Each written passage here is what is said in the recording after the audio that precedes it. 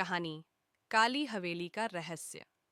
शांतनगर नाम का एक छोटा सा कस्बा था जहां लोग जल्दी सो जाते और सुबह जल्दी उठ जाते थे। वहां के लोग सीधे सादे थे, लेकिन एक चीज थी जो उस जगह को बाकी शहरों से अलग बनाती थी। जंगल के बीचों बीच खड़ी काली हवेली। कहते हैं कि उस हवेली में कोई नहीं रहता, लेकिन रात के वक्त वहां से रोशनी की हल्की चमकें, कदमों की आवाजें और कभी कभी हंसी की गूंज सुनाई देती थी।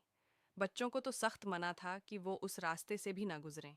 एक दिन कॉलेज के तीन दोस्त, आरव, नैना और समीर, लाइब्रेरी में बैठे थे।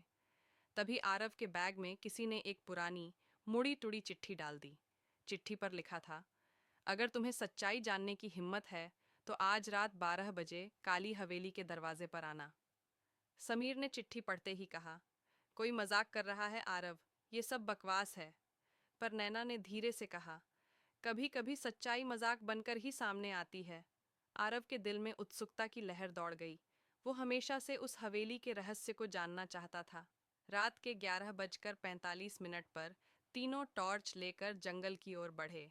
हवा ठंडी थी और पत्तों की सरसराहट सुनाई दे रही थी। जैसे ही उन्होंने हवेली का पुराना दरवाजा धक्का दिया, चर्रर की आवाज आई। धूल और मकड़ झालों से भरी दीवारें, टूटी खिड़कियां और एक अजीब सी सीलन की गंध। चारों तरफ सन्नाटा पसरा था।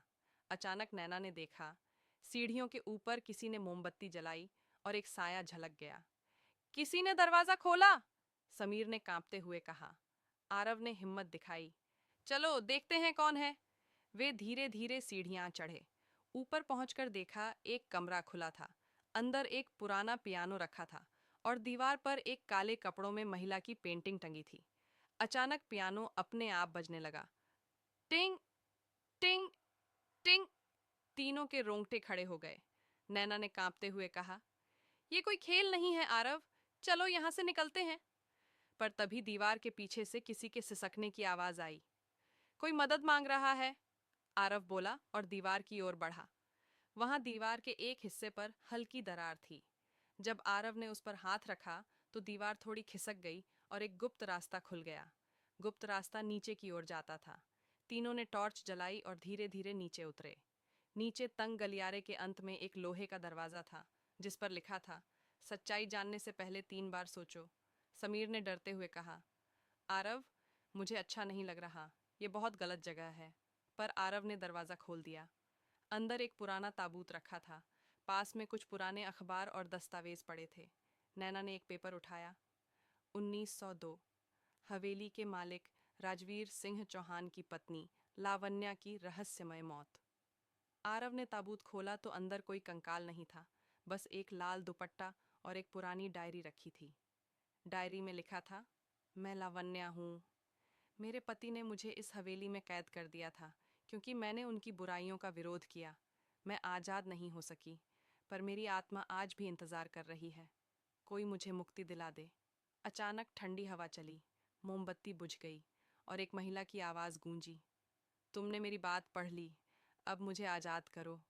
नैना चीख पड़ी। सामने उसी काले कपड़ों वाली महिला की आत्मा खड़ी थी। उसका चेहरा धुंध में ढका था, पर आंखों से आंसू बह रहे थे। लावण्या की आत्मा बोली, इस हवेली में एक ताबीज छिपा है, वही मेरी आत्मा को मुक्त करेगा, लेकिन उसे पाने वाला या तो मरेगा या मोक्ष पाएगा। आरव ने टॉर्च से कमरे में देखा। एक कोने में दीवार के भीतर कुछ चमक रहा था। उसने पत्थर हटाए, वहां सोने का ताबीज था। जैसे ही आरव ने ताबीज उठाया, जमीन हिलने लगी, दीवारें कांपने लगीं। लावण्या की आत्मा दर्द से चिल्लाई, जल्दी इसे मेरी कब्र पर रखो। आरव भागते हुए ताबूत के पास गया और ताबीज रख दिया। एक तेज नीली रोशनी पूरे कमरे में फैल गई।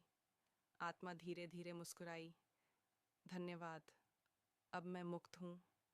और फिर वो धुएं में विलीन हो गई। जब तीनों ऊपर लौटे तो हवेली वैसी नहीं थी जैसी पहले दिखी थी।